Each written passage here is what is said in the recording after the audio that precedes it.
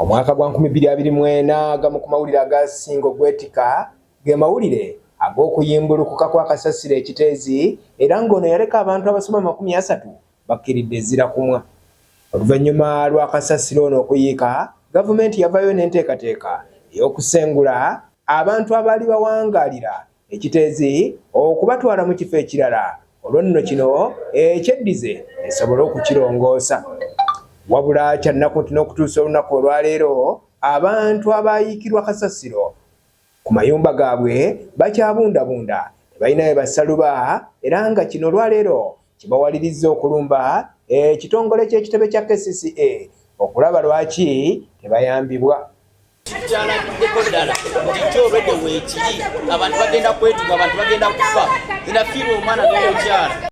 Bano ababadde abakambwe ennyo bagamba tebagenda kuva ku kitebe kya KCCA okutuusa nga bamaze okufuna byonna bye babasuubiza.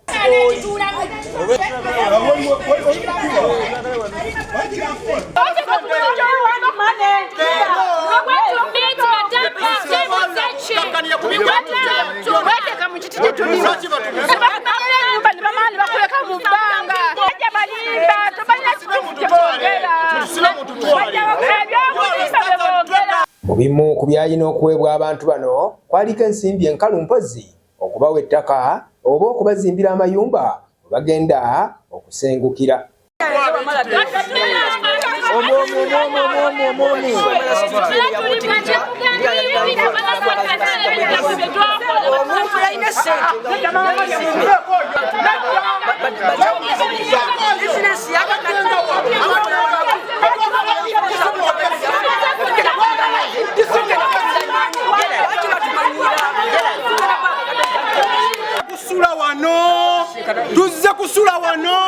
Tuzze kusula wano bakwata sande zaffe ez'ekinaku kubanga ffe tetwali mbomboze wano nze ku steholo naye simanyi nawo mutulimba bulimbi tugenda basisinga tugenda bawa sente zammwe ziriwo ze mwali mutuwadde ziriwa.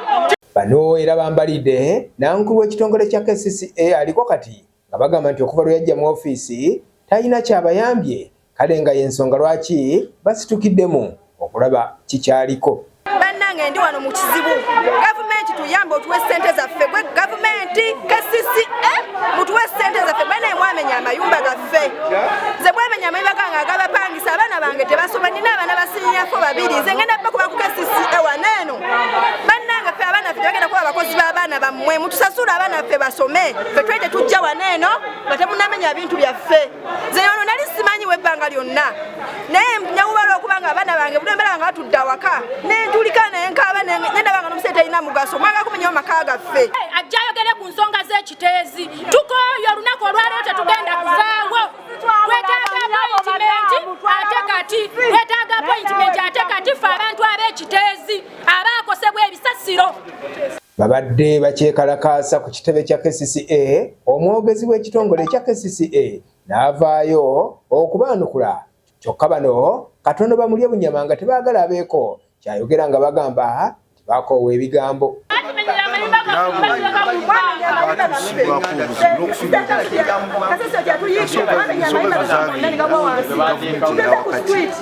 Era n'ensimbi ezeetaagisa byonna biteesebwako tuzze okukola emirimu egy'enjawulo nga mwotadde okubala abantu abaakosebwa n'emirimu gino kiba gyetaaga process.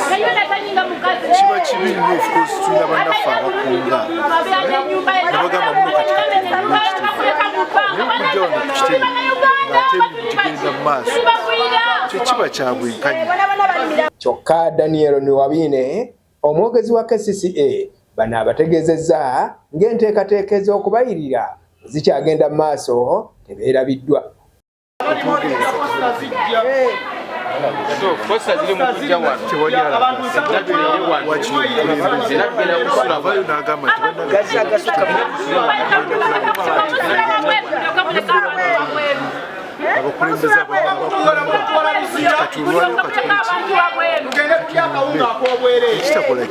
Ekitajja kyandibadde nti tukola appointment kirina bwabuvunaanyizibwa